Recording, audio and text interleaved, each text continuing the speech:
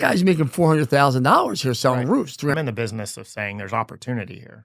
You're definitely the first guy that ever told me he loves to chase storms. I've won an Emmy Award chasing tornadoes for TV coverage. Hey everybody, welcome back. I got a special guest here today. He founded HailTrace, and it's the number one, it's the largest by far, and probably the number one used for roofers to go chase storms, really, and to go make sure, I feel a double-edged sword here, full transparency. Derik knew that before he came here, flew in from Oklahoma. I'm not a big insurance guy, I'm a retail guy, and we're going to talk about that today. But if you are in insurance, and even retail, because we're going to talk about how you can flip these things into retail, is he provides you with the data, the homes, the zip codes, the addresses. They're all hit by hail.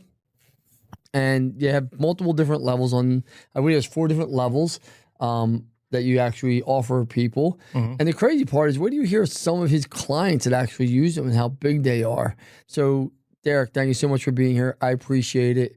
I know it's going to be a good conversation because we're on 2 different sides of the aisle here, but there's good and bad in both, right? Yeah, I mean, I think retail obviously has its space. Not every roof replacement can be an insurance claim, right? Yeah, no doubt. So, Derik, why don't you tell everybody who you are and what HailTrace does, and on top of that, what made you come up with this idea?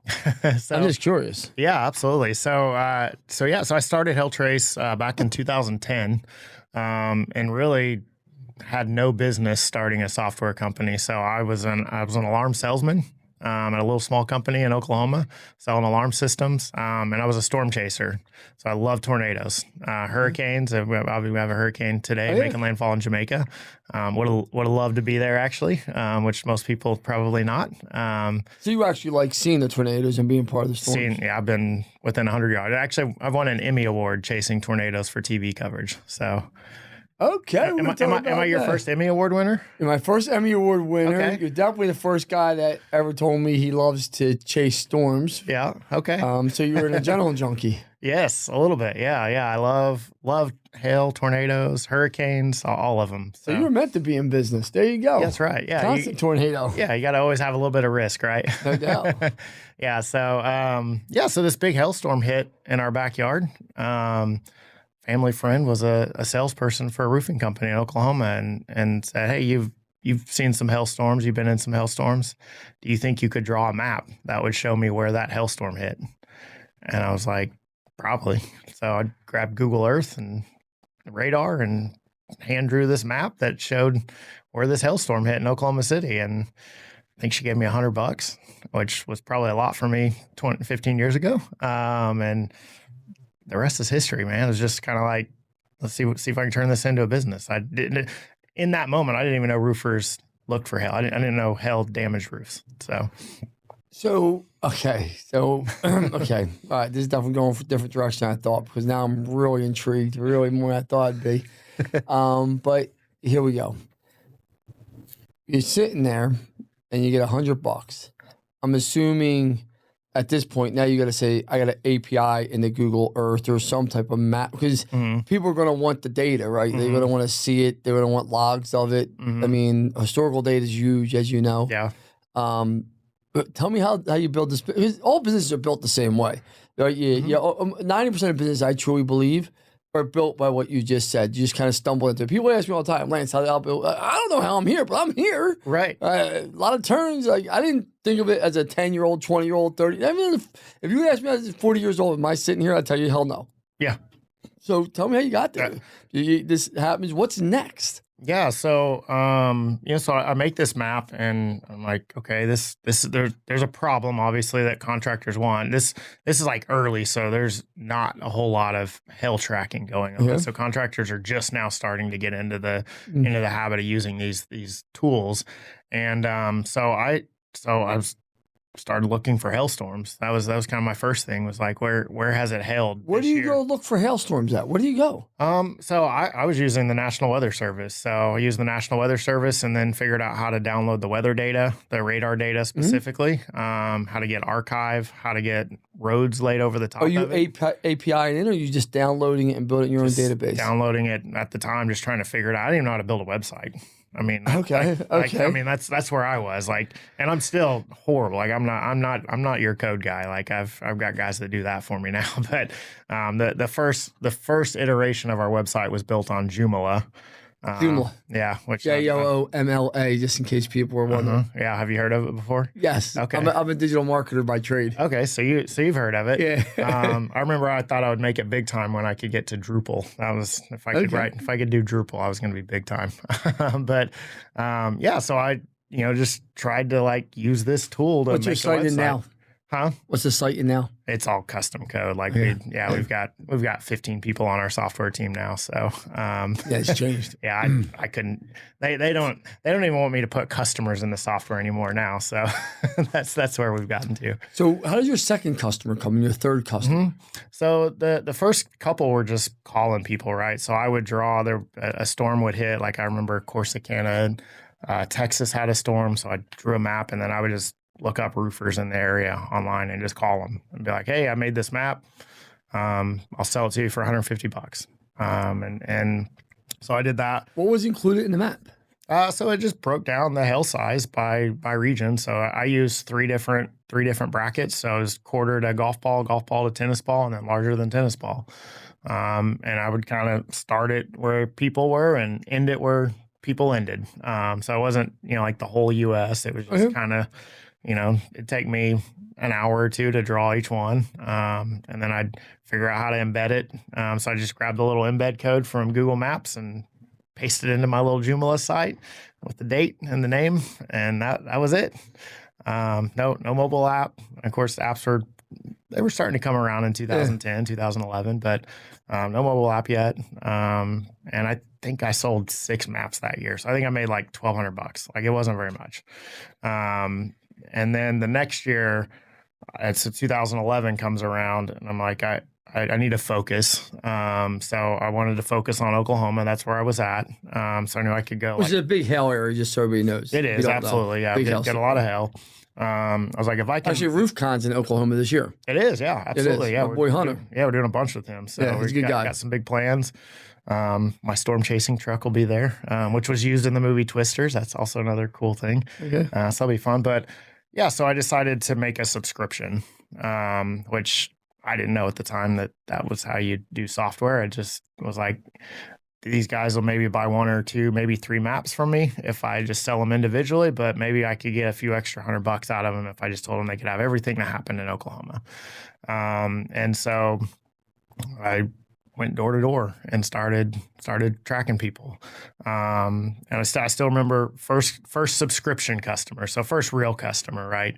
2011, the roofing company is Graco Roofing in Oklahoma City. Still in business, still a customer. And they will brag about being my first customer. But they dropped off a flyer. They were in a meeting, called me that afternoon. They were like, hey, we're interested. We love using local people. We think it'd be awesome to use you. So I took them to lunch, bought them lunch, and had no idea what price to offer. So here's how much it is. How much was it? $1,500 a year. A year. Yep. So 125 a month? Yeah. Yeah. Basically. Yeah. Yeah. So, $1,500, and they were like, okay, we'll talk about it. And I think I'm making like $35,000 a year. So like I don't have a lot of money. So $1,500 to me was a lot of money. And so I drive off and go back to selling alarms for the day. And 2 hours later, I get a phone call. How can I get you the money? And I was like, holy crap. just made $1,500. I loved it. And I, just kind of part-time did it for the rest of the year. I think I made $20,000 that year, which was pretty good. You're only making 35 your other job, brother, full time. Yeah. So I made $20,000 doing this kind of part-time, tracking storms in Oklahoma. And just kind of stockpiled the cash off to the side. And then I bought a booth at the International Roofing Expo in February 2012. And quit the other job in February. It's like time to go, time to make it happen. All in. So, and it lots of learning experience along the way, but here we are today. How many customers do you have now? 3,500. 3,500. Mm-hmm. And what's the average monthly subscription? About $2,500 a month. About $2,500 a year. Sorry, a year. $2,500 a year. It's a nice business. It is, yeah. It's grown. It's done a lot.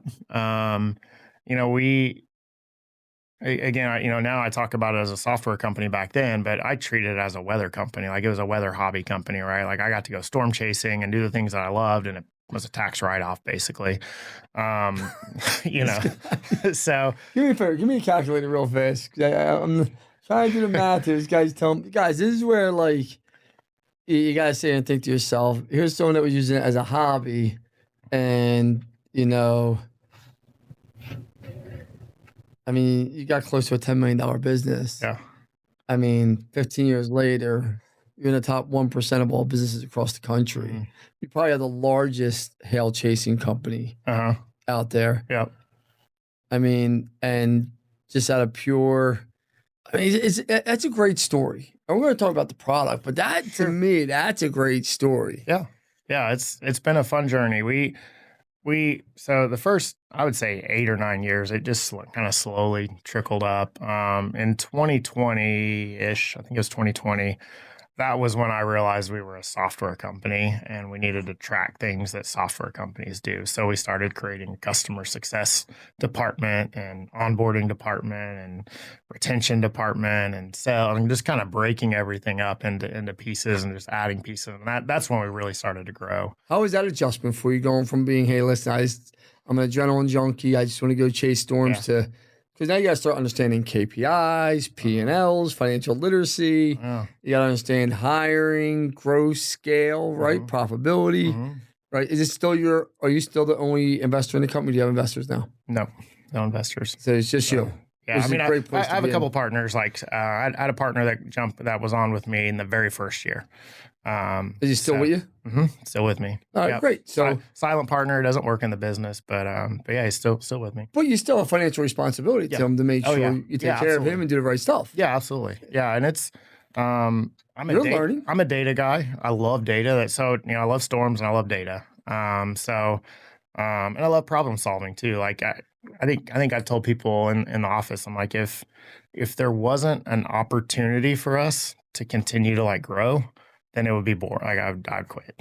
But like, I just want you to think about this. Like, I'm not being disrespectful. Listen, I used to live in a dumpster. Like, listen, I've done every job on the moon. So, but you went from being an alarm salesman to owning a multi-million-dollar business, one of the biggest SaaS products probably in roofing. You're not a service titan by any means, but you are a good technology-based business. Yeah. And you went from selling. What did that transition look like for you as a business person? Because you got to talk a certain way now. You got to speak you got to act you're not the same guy you were 10 years ago. I can tell you that. No. Where the clients you had, which we're going to talk about, would not be your clients. Can you talk about that transition?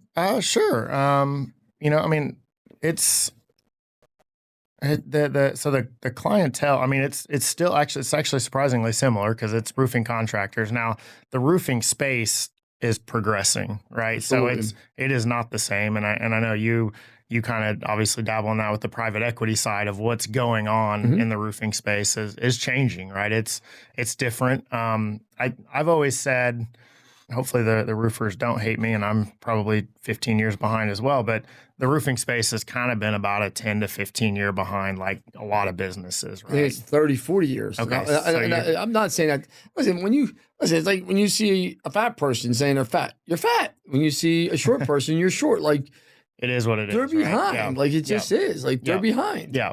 Doesn't have to stay that way. But it is progressing, right? And I think as it gets younger, I think that's what you're kind of seeing is this younger group of owners are coming up, and they're investing in technology. They're aggressive. It's not the same way that their grandpa did it, where it was word of mouth, and you just kind of organically grew this business, and they were great businesses, right? Oh yeah. But now they've got this level of aggression that they didn't have before, and I think that's gone in our favor as a software company is to be able to do that. I'm assuming your biggest growth has probably been the last 24, 36 months. Yes. Yeah. We're just consistently. The correlation of there's been the biggest shift in the roofing industry, I believe, in the last 36 months that the roofing industry has ever seen. Yeah. And it's going to continue to grow, right? I think, I cannot think of the guy's name. Just purchased QXO. Beacon. Yes. Yeah. You get bought, yeah. Purchase Beacon, Yeah. which is now QXO. Mhm. So listen to a podcast with him on it, why he purchased it. He talked about 80% of roofs that get done in the US are replacements.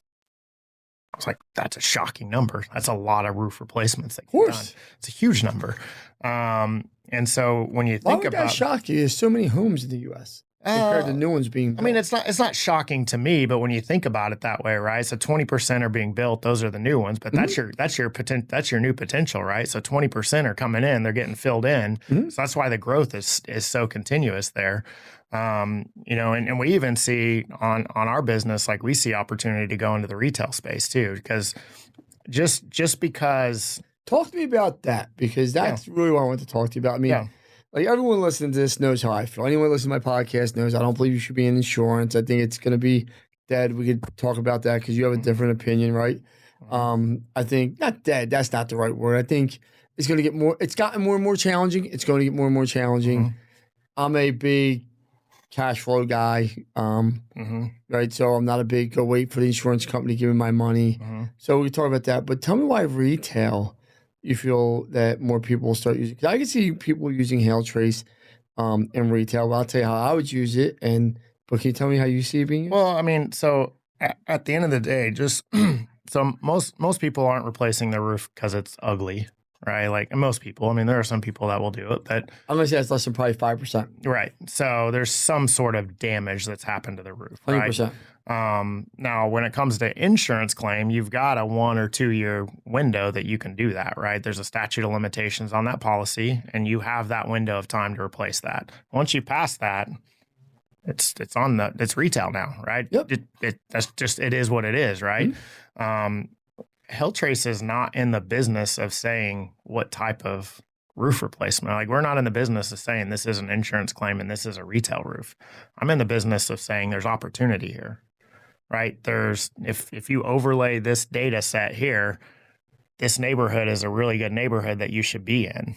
Be canvassing, at least. Canvassing, whatever marketing that you want to do, right? So, and then when you think about it, right, is, okay, well, if it's 5-year-old damage, right? So there's hail or wind or whatever it is, which we show all those. If there's hail or wind damage in that area and it's 5 years old, well, now we just need to start stacking data to help me understand which individual houses that I need to target, because they all have a potential of damage. So they're in my bucket that I want to target. So now I'd like to know how much money do they make? What's their credit score? You could probably give me a list of 10 things that make a really good lead for you. Oh yeah. And then if I say, by the way, they have storm damage and they're past their statute. Do you guys offer that data also? Yeah, it's just a data set, right? That we can basically tell you that, yeah, there's storm damage, and we can tell you the data loss. If the data loss is in the window. Can I get the credit score of the homeowners? Yeah, we use currently we use Coal Directory, so they've got like a close to credit score. They don't give the exact credit score, but they'll give you another 700 to 750. So you can click on a rooftop and it'll tell you exactly what you've got. Do you guys have pictures of the roof also? Not new pictures. So like you can see like a Google image or things like that. And here's the deal with hail. There is not an imagery that exists today that can see it outside of a drone. Like drones can fly and get it, but you need sub 1 inch pixels, which are super small. So you have the data, you're selling it.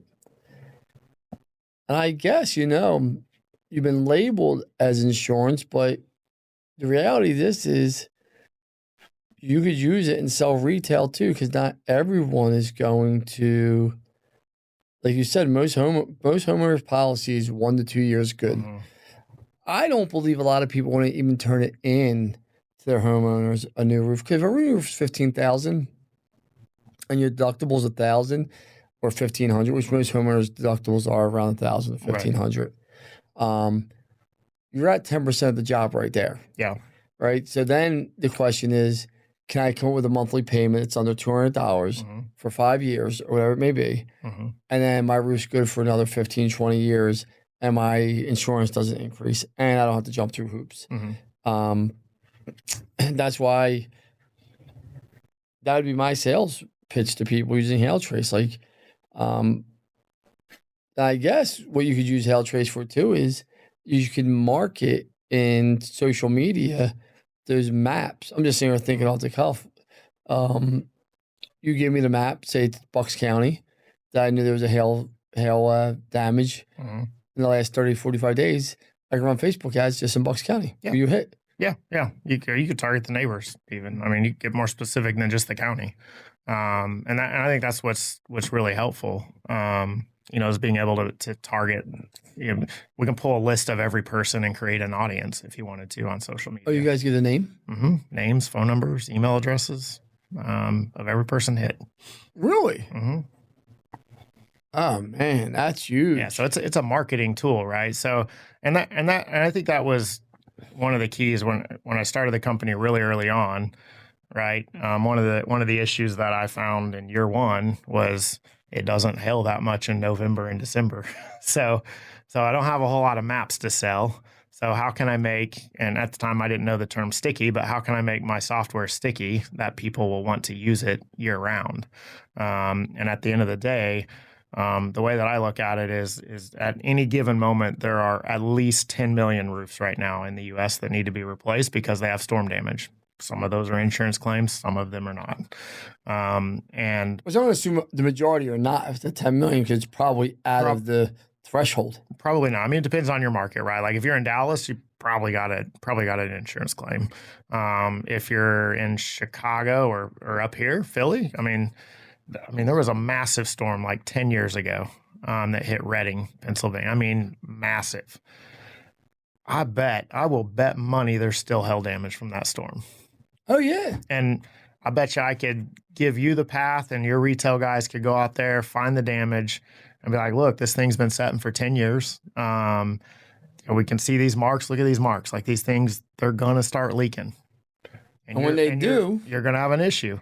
And like your guys would kill it off of that, right? And so now will every roof in the neighborhood need replaced? No, some of them probably did. They got their insurance claim and they replaced their roof. But there are areas, and some of those might be the outskirts of the path, so not the hardest hit zone, but there are areas that they have damage to. I promise.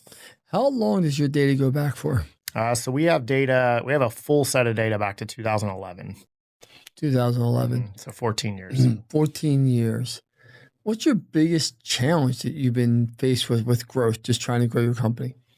Honestly, in the roofing space, I would give it two things. So it's blue collar industry, not a software industry. So getting them to use the software. That's changing, just so you know. It is changing, but it's still like our biggest churn is year one. That is the biggest fight for us. We almost never lose a customer after year one, though. So if I can get I believe that, because it's like anything else, like Service Titan. So many people are like, oh, Service Titan sucks, but once you're on it past a year, I love Service Titan. I love Service.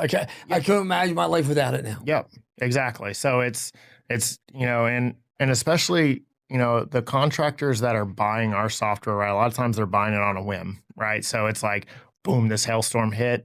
I got to subscribe to HailTrace. They subscribe. And then they're so busy, right? They just had this opportunity, this $5 million opportunity for them that they're just go, and they will not learn how to use the software. And so they'll actually hurt themselves by not, taking a couple hours just to kind of sit down and like put my customers in there and see which customers were hit with the with the hailstorm. Download the list, and then what can I do with that list marketing wise? So that I would say that's probably number one for us. You can see who downloads the list, right? Mm-hmm, yeah.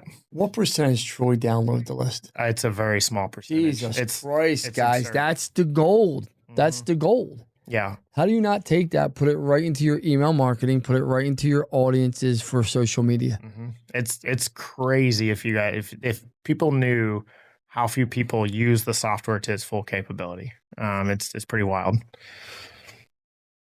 Yeah, most people are probably buying it on a whim and just saying, and then they use it for 3-6 months. They feel like they got the most of it. They banged an area very hard. All right, okay, I'm out. Yep. The worst thing you could do. Yep. How has it been, the roofing spacings change?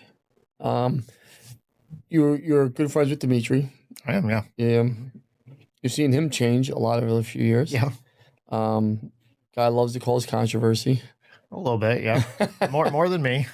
More than me. Yeah. 'Cause I love him. He's always been good. Oh, People ask me like, "Oh man, why are you friends with Dimitri?" I'm like, he's never done nothing bad to Lance Bachmann. I had him, and he came to our office in Edmond, Oklahoma, and we showed him around, and it was one of the best days that we've had in our office. Like, he's such a good dude. He really is a nice guy. He's a good dude. He's never done me. And people are like, "Yeah, but he's out there burning people down to the ground." I'm like, he considers himself like Fox News now. Yeah. Like he wants to be a media company. Right. I had him on my podcast last time. He's like, I'm a media company, Lance. I'm like, what? He's like, I'm a media company. And right there and now, I said, know what? You get a free, because if that's what you consider yourself and that's your whole angle now, you're a media company, that's what you're entitled to do. Yeah. Like, you think Fox News is always right? Do you think CNN, MSNBC? Come on, man. Like, definitely not. Live in the real world, right? Like, do you think he's good or bad for roofing overall? Oh, you're hitting tough subjects. I would say I think he's good. And I'm going to go at it from this side because I think he challenges people. And I think challenge is always good. Again, maybe he's not right on all the challenges that he does. But that'll come back to bite him if he's wrong all the time. Like the industry will force that. But I think he challenges. He makes people want to be better at what they do. My fear for him is that one day someone's going to kill him. Okay, so you're going, yeah. Yeah, because my thing is right, and I'd actually like Dimitri a lot. He's been very good to me. He's helped me.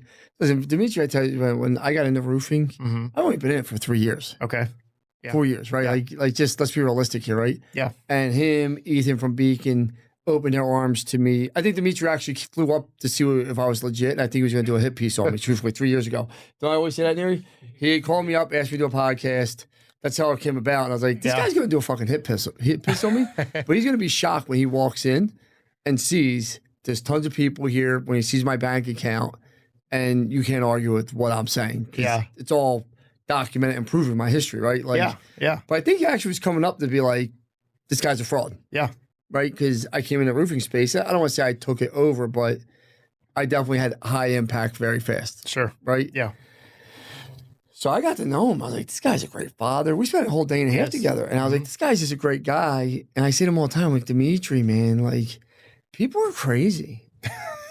Like, people are crazy. Uh-huh. I'm like, Dimitri, don't you ever worry about, like, someone taking a shot at you and missing you and killing your child or something? Like, and I mean that, like, because, like, I'm sure you listen to my podcast, you see like, I never do anything controversial. There's no controversy to me whatsoever. Yeah. Now, I'm sure some people like, no, Lance, you are controversial with some things, but it's never calling someone out.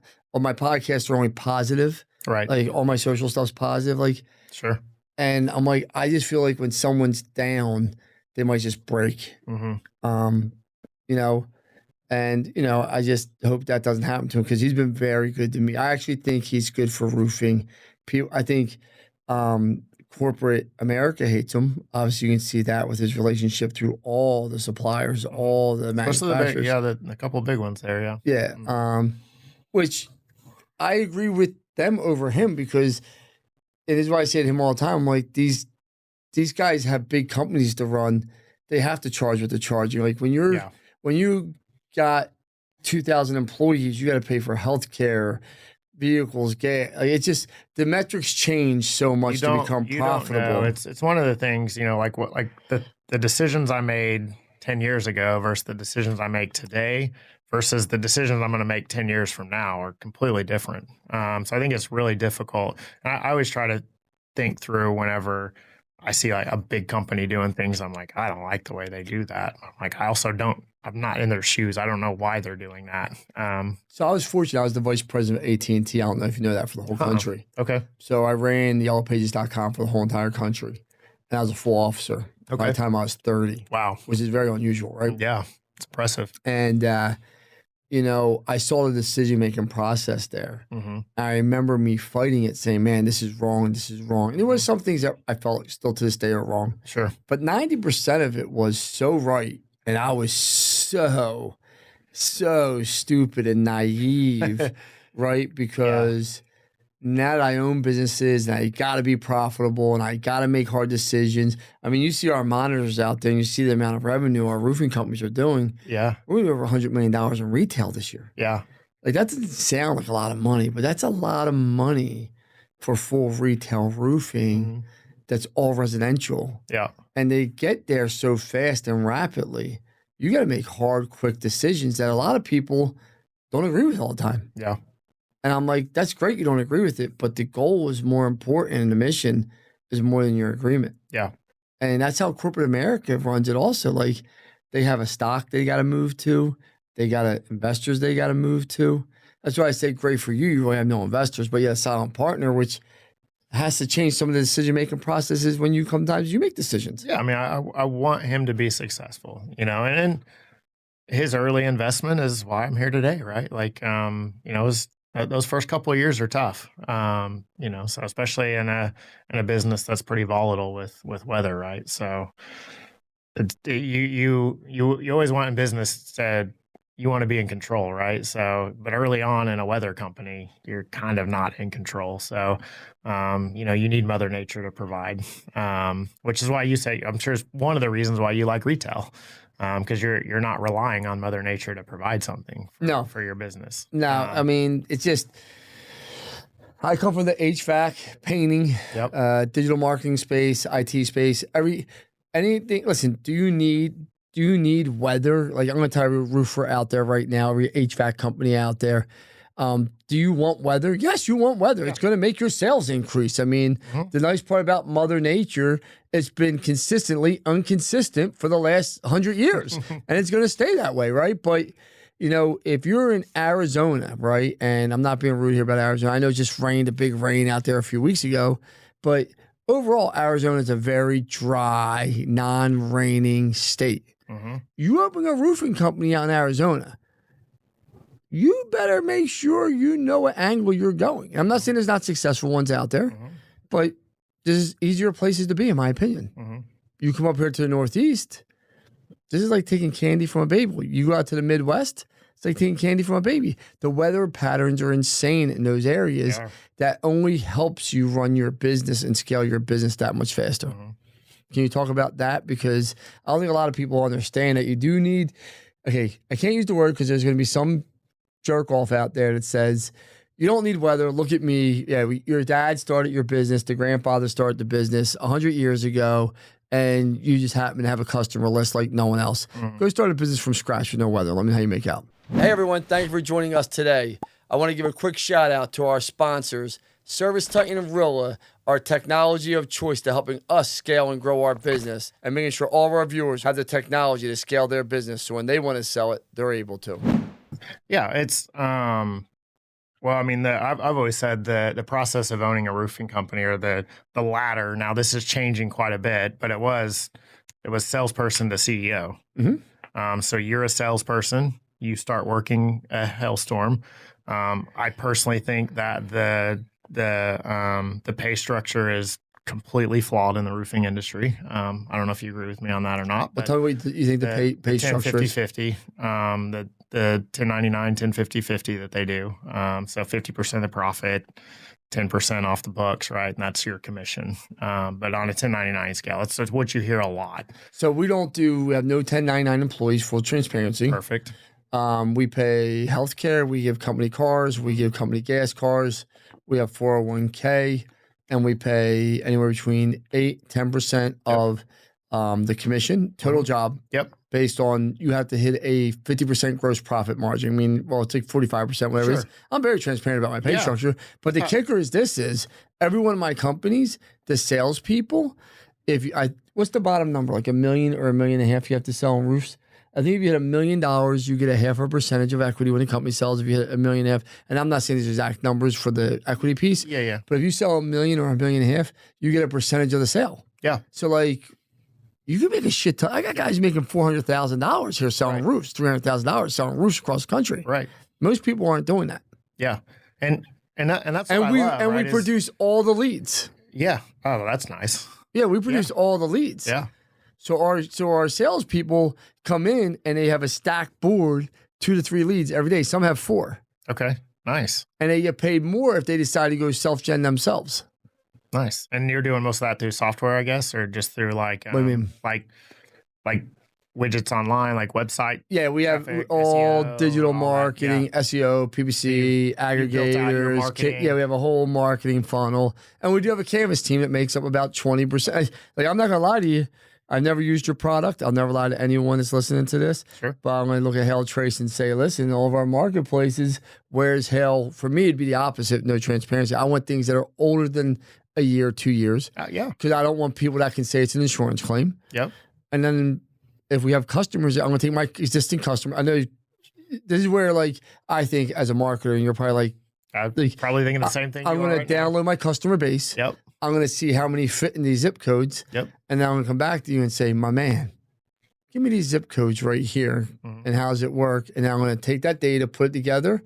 And then I'm going to ask those customers for reviews that I can now market and say, these are people right here in Bucks County, PA, that used our service. If you have any roof issues, call me, and just run on Facebook and Instagram. Yep. And I'm actually going to challenge you. I'm going to say, take your customers, put them in my software, export the list of the ones that have been hit with a storm older than 2 years or older than 1 year. That's what I'm saying. Yeah. And then canvas them and say, listen, we did Mrs. Jones's roof. Yep. Would you like a free inspection? Yep. Well, some of them you might have roofed them on this day. They got hit on this day. Their statute of limitations was here. They might need another new roof since you did it last. Yeah, listen, and you as just didn't even long know as it. we don't go to the insurance world. Yeah. And, people think I'm crazy for that, and maybe I am, right? But I know the private equity firms that have gotten into it that I know that are legit ones. There's always these search fund guys out there and some other people. But the big firms that I've seen that I think are credible, some have tested it and they're like, I'm not sure. I mean, I'll say there are some extremely successful businesses that all they do is storm work. 100%. But they have it dialed in and they know it. And really, and what it comes down to though is they have a process, which is what you're at the end of the day, like you're looking for a process. Like you want a good 100%. sales process, you want a good marketing process. That when you go to acquire a business, you don't really care about how many roofs they've done in the past. You want to know how they did the roofs in the past, because that means they can duplicate it. Right? 100%. Right. If they just got lucky and have just done a good job, like you said, they stumbled into a book of business. That doesn't tell you can they continue that, right? You don't want to have to come in and invest a ton of money to build the infrastructure. No private equity firm. Like that's actually what I do. I come in and I partner with companies, and I do build that infrastructure, and I do build the systems and processes. Yep. I know what I'm signing up for. Yep. That's why I don't buy your company. I partner with you. Yes. But when I sell it, like you're saying, the private equity firms, they don't want to come in and build the infrastructure. Yeah. And you are right. And then maybe let me retract that. You're 100% right. And I'm going to say this right now. There is people in the storm work of roofing that are millionaires, multimillionaires, that have built successful, great companies. But I'm going to tell you this. They are dialed in. They know how to work with the insurance companies. They know the processes. They know the procedures, and they have it down packed. I'm going to say they're the 1-2%ers. Would you agree with that? Maybe 5%ers? Are we using like dollars or companies? No. Meaning, in all the companies out there in the insurance work, the guys that are crushing it know it. 1 to 5% that really know it, and they're going to do $100 million, $50 million in insurance work. Yeah, it's 10%, maybe 10%. 15%. Yeah, something like that. Yeah. You got to remember, you're looking at the people you know. Yeah. So and obviously I know some probably because they're using your shit. Right. Yeah, but think about the mom and pop guys that are out there chasing storms. Think about all the people that never get past $1 million or $2 million in revenue. Yes. Like that's the majority of roofers at the end. Well, that's the majority of businesses. Period. Like Correct. We're not talking about correct. An industry specific. Like that's what is it? 5 years to be successful, but the first $1 million is like the toughest. Which it might be a little easier to hit in the roofing space, but just because you're talking about some big sales, but it's still it's tough to get. It took me, if I was being transparent, it took me to make myself, Lance Bachmann, $1 million a year. It took me over 20 years to make them myself. Not saying I didn't have companies that were doing $1 million. Yeah. But for me to put in my pocket, in my tax return, over 20 years. Think about that. Yeah. And now it's just like boom, boom, I was boom, gonna say, boom, from boom, what I've boom. heard, once you do it the first time, the next It 2, just 3, gets- 4, it's I'm worth so nine. much easier. I'm worth 9 figures now. Yeah. Listen, 80% of my wealth. It's funny. I got to show you this. Get a Kill here real fast. Tell me to bring my presentation here. I'm going to show you something because you will laugh. Tell Kill to bring my presentation in for Service Summit. I'm going to show people about how long it takes to build wealth and really. And this is why like not quitting is so important. Staying to the vision, whatever your vision is. We just outlined it. So I'm speaking at Service Summit. Yeah. And when I tell people I built 80% of my wealth in the last 4 years, is that my presentation right here? Yeah. Let me show you. Did you put the timelines in for when I sold the companies? Is it in there? Can you just go to that slide deck real fast? I want to show you something. You'll laugh here. You got it? There's a Kill. So he's doing my presentation out. So just take a look at this right here, right? So you can see Dylan HVAC, right? And I was already a millionaire by September 22nd and by September 2022. But this is the first company I ever sold in September 22. Then February 23, May 23, September 23, January 25th, April 25th. I sold 6 companies, and we started laughing, and we didn't realize we're only in October. I sold 6 companies in 3 years. 80% of my net worth has been captured in the last 3 years of my life. Yeah. Think about that. Yeah. And people don't understand because it becomes that much easier and easier. And we're about ready to sell 3 companies right now, or going to LOI right now. We're working. I would assume what takes so long is that first one. Because the first one gives you the capital to go do the second one. Well, the first one didn't take long, but it was one SEO that took me 15 years. Right. 15 years. Yeah. I just happened to sell 2 companies prior to one SEO. Make sense? Okay. Yeah. And that's when I said, this thing has to go. Like, it was gone. Thanks, Akil, very much. But I just did that time lapse, and I'm speaking about that down in Texas. Okay. Because I want people to understand, like everyone's like, when you make money, yeah, you have to make that first million, then your second million gets easier. And then now I believe I can make $1 million a month for the rest of my life all day long. It just gets that much easier. Yeah. Well, I assume which I view money as a tool. So I'm not afraid of it. I like to use it in ways that I can invest it, essentially. So any dollar that I make, I try to invest back in my company as often as I can, to grow the company, to take it and do something different with it, right? I don't take a salary from any of my companies. I don't have to at this point. Like, not being arrogant, like, I just don't take any money from any of my companies. Right. I just don't take anything. Yeah. Like, even my own dinners now are on my personal card.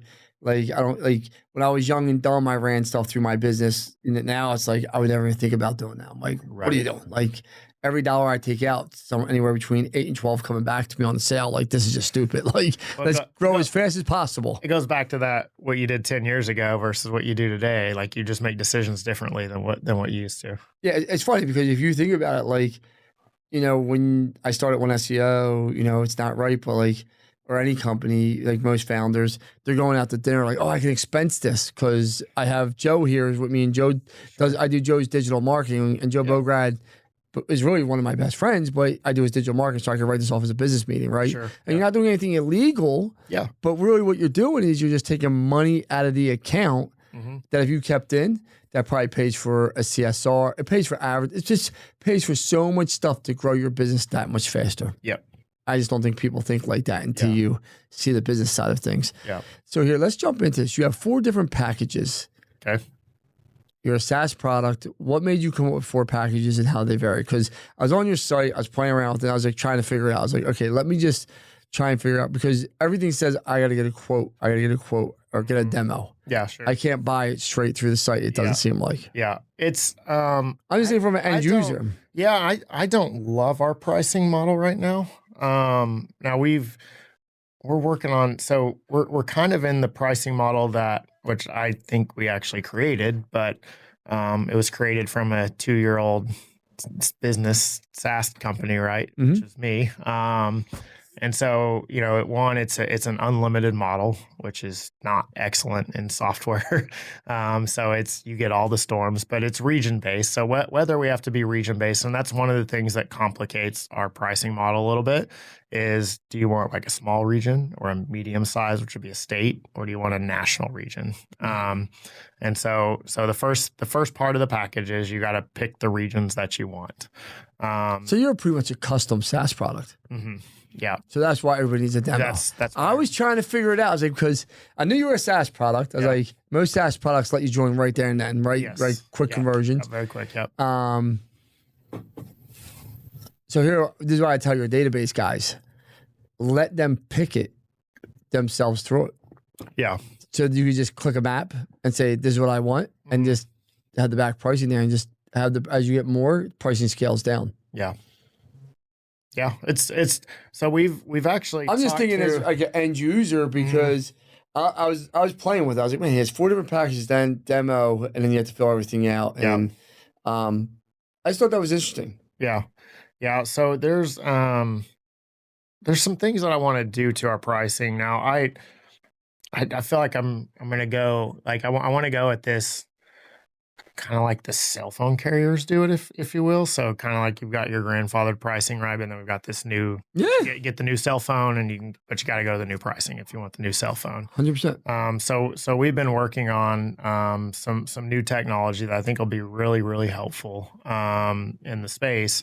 And so like today, we're significantly more expensive than my competitors, probably 3 to 5 times more expensive. And we do a great job, obviously. It works.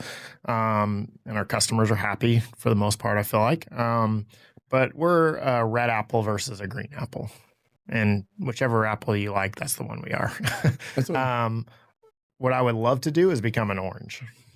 So I want to be completely different. I don't want people to compare me to my competitor. I want to be completely different.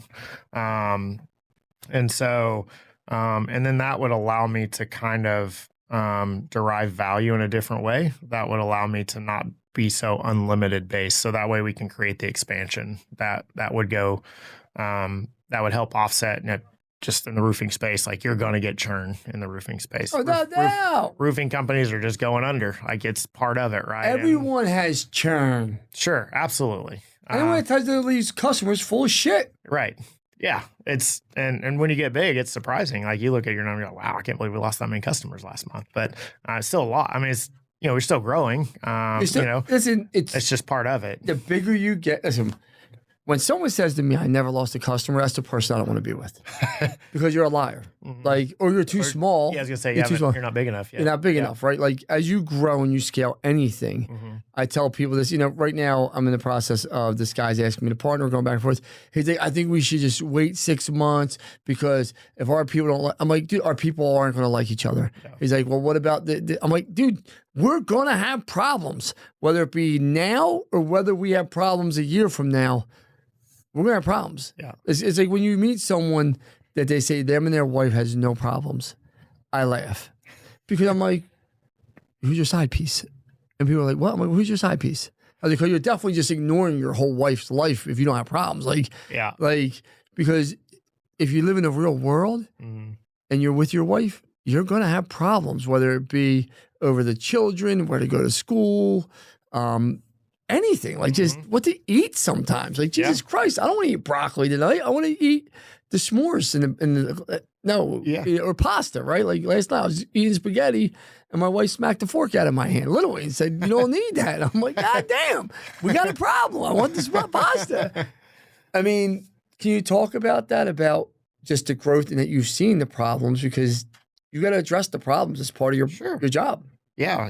It's, so like the one that we're trying to focus on right now is, so when we started the company, we were asked to solve the problem of hail size.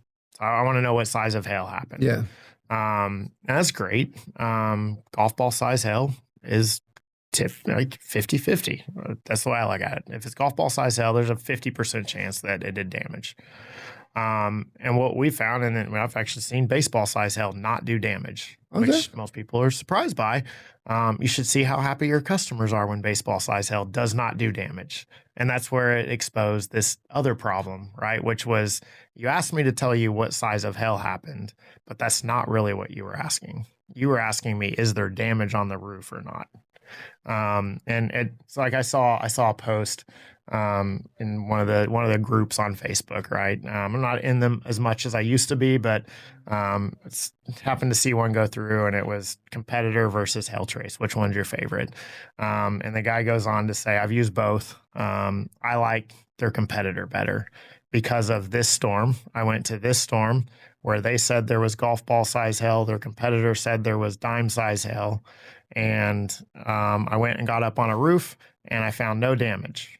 And I was like, well, I guess we missed that one, which I'm not going to lie. We miss stuff every now and then, right? I think we do it better than everybody else, but it's weather, right? Of course. So it's, it is what you do. But then he goes on to say, ...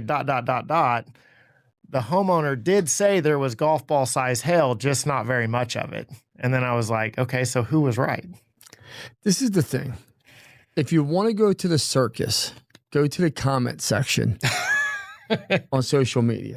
It's fun. It's more clown town than anything else. Mm-hmm. And listen, if someone comes back to me with one of my companies and gives me feedback, good or bad, Yeah, I'm always going to take it serious. absolutely. What I don't do is ever read the comments in Yep. social media. Yep. I'm going to tell you why.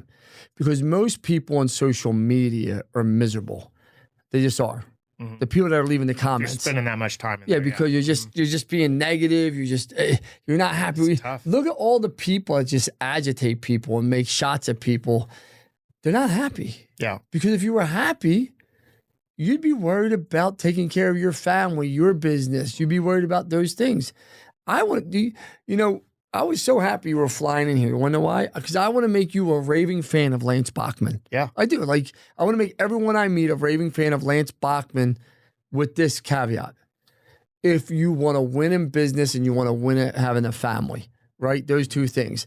If you want to win at being in the bar and being negative and all these other things, I don't want you to be a raving fan of me because I don't want to be around you. Right. I'm okay if you don't like me and you hate me. Yeah. Yeah. I'm okay with that. Yeah. There's different people out there. Yeah, for you sure. can tune me out. Like I Yeah. said to everyone. Yeah. But if you want to have business conversations, family conversations, be a good person. Listen, I know I did terrible things when I was younger. I know what I was, right, Meg? I don't need you to remind me of that, right? I remind myself of that every day. That's why I try to live the life of what I am now. Yeah. Right? So it's real simple for me. And I say this to everyone, for your own mental health. Ignore the comments. Nero, do I ever eat? I don't even respond to my own social media. Yeah. We now have AI that did it, but Jacob and Nero used to respond to my social media. Yeah. We just implemented it with a bot 2 weeks ago. Yeah. I don't even look at it. Yeah.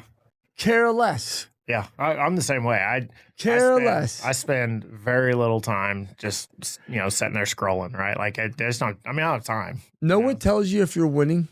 There's one key factor that tells you, are you winning? What's that? Is your P&L growing, your revenue, and your profit. If you're doing that, Yeah. if your revenue's growing and your profit's growing, in almost any business, you're probably winning. Mhm. Because if that's growing, it means you're doing not everything right. You always have room to improve things and dial things in. Sure. But overall, it means your employees are happy. Mhm. They're the ones that make the company. Yep. Overall, your customers are happy because they're the ones paying you. Mm-hmm. So overall, you're doing things right. Yeah. The people that are watching you, and you need the haters. Just remember this, Derik. You need the haters because the haters are going to have their eyes on you more than your fans because they're just waiting for you to fail. And they're going to just gossip about you and say those stuff about you. Yeah. So all that press is good press. Yeah. It's all good press Yeah. because you're not doing anything unethical or morally wrong. Yeah. So I'm all about it. I love it. Yeah. Yeah. No, absolutely. I agree 100%. You know what I mean? So. Listen, I appreciate you being here. People want to find out more about HailTrace and how it works. How do they get a hold of you, my friend? Obviously our website, HailTrace.com, great place to go. Yeah. Oh, yeah, that's right. You're a sponsor for the roofing conference, they're saying. Yeah, we're gonna. Were you there last year? Yep. What'd you- I think we've done it 5 or 6 years in a row now. What did you think of last year?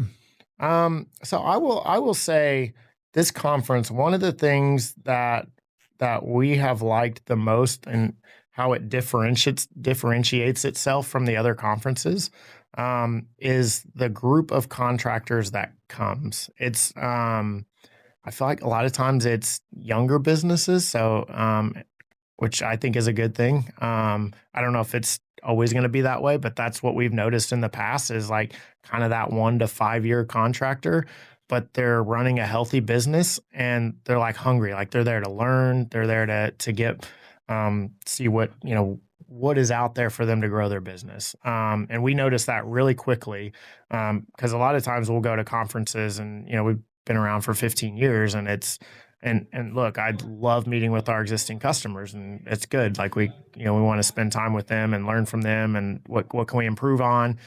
But sometimes you want to go to a conference and get new customers too. Of course, that's the whole reason you go to a conference. And that was one of the things about this show. And in fact, so a lot of conferences we'll send our customer success team to, but this one we still send our sales team to. Like our sales team comes to this conference because there's opportunity to sell. So that's been what I've noticed has been the big difference. And I think the other big difference is why you have those people that come that want to grow their business. I think Dimitri and me share this. He's not a big party guy. Mm-hmm. Yep. And I used to be. Listen, I tell you, but I lived life. But there is no party at the roofing process conference. Yeah. You have a band at the main dinner and you have an acoustic person and I open every time we had the conference with, I hope not to see anyone at the bar at 11 o'clock at night because we start at the gym at 5:30. Yeah. So you decide where you want to be, right? And I make that pretty clear to people. So I think that tone gets set from if we're not partying and none of my staff's partying and none, like, what are you going to do? Yeah. Yeah. It's true though. I mean, it's, you want to go there to grow. And like I said, the other shows, they have great things about them, but that's one of the pieces that I've loved about this show. How do I get a hold of you? Somebody out there. How do you get a hold of me? Yeah, how do I get a hold of you? Someone's going to want to talk to you about HailTrace after this, trust me. Yeah, so... But use the data. Right? So are you talking about how do you get a hold of HailTrace or Derik? Derik, I want to talk... Listen, if I was going to find out about HailTrace, I want to talk to Derik the man. I know you got a sales team, but... Yeah. What was that phrase in Tommy Boy? Would you rather taste the steak or hear it from the butcher? Right? So it's Derik at HailTrace.com. That's the email address. Super simple, Derik, though. Got to spell it right. And yeah, that comes right to me. There you go. If you want to get a hold of Derik. Doing this one live at Marco. Oh yeah, we're gonna be doing this live at Marco Island at the roofing process conference, which will be getting changed to build it to sell it. Are you gonna sell HailTrace? You're at the space where you're about ready to get. I will at some point for sure. So and for me, it's I mean, obviously everybody wants money, but for me, it's about things that so my deal. My son wants to be a NASCAR driver, so I fulfilled my dream. I got to build this weather business, Storm Chase. Again, I won an Emmy award. Like I've done all the stuff, right? So I've checked off all the boxes, and now I've got kids, right? And I want my kids to check off the boxes. And so my son wants to be a NASCAR driver, and that is like, and we're going all over the country right now racing cars. He's 12 years old. He's got to race against NASCAR drivers already. But if you know anything about racing and anything about NASCAR, it is not a cheap sport to get into. So that'll be the next thing on the bucket list for me is. So your son's an adrenaline junkie like his dad. He is, yeah. Okay. Yeah, boys, if you're watching this, you are not riding race cars. That's off the table. I love you. Derik, thank you so much for being here. I appreciate it, brother. Awesome, guys. That was great. Let's get a photo.